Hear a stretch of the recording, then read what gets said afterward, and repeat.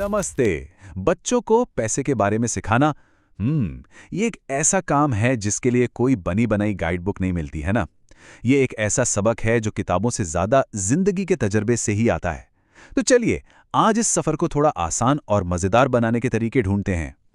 तो सबसे बड़ा सवाल जो दिमाग में आता है वो सही समय आखिर है कौन सा? क्या कोई ऐसी जादुई उम्र होती है जब बच्चों को पैसों की दुनिया से मिलवाना चाहिए?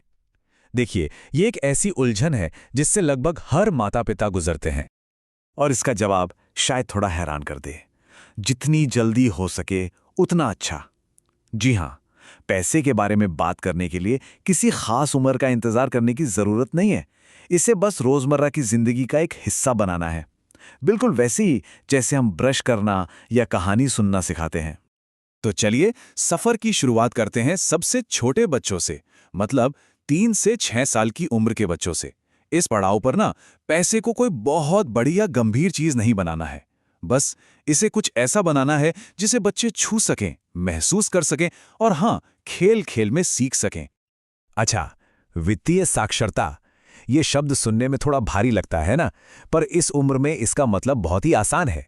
बस ये समझना कि दुकान से वो जो खिलौना मिलता है ना, उसके लिए पैसे देने पड़ते हैं। बस इतनी सी समझ ही भविष्य की बड़ी आर्थिक समझ की पहली ईंट है। तो इसे असल जिंदगी में कैसे करें? बहुत आसान है, बस 3 कदम।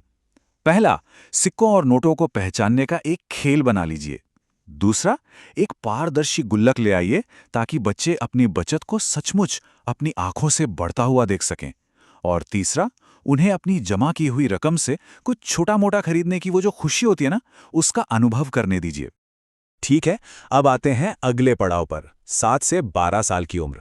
यहाँ बच्चे सिर्फ पैसे पहचानने से आगे बढ़ते हैं। अब वो अपने पहले असली वित्तीय फैसले लेना शुरू करते हैं। और यही वो उम्र है जहां अच्छी आदतों की नींव पड़ती है।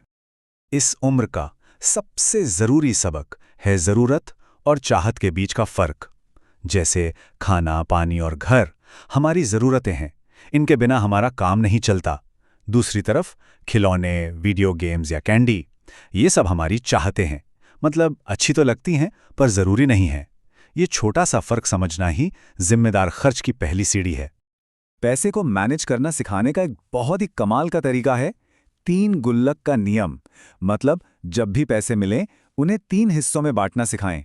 एक हिस्सा भविष्य के लिए बचत में, दूसरा अपनी छोटी मोटी चाहतों के लिए खर्च में, और तीसरा, जो कि बहुत जरूरी है, किसी की मदद करने या साझा करने के लिए।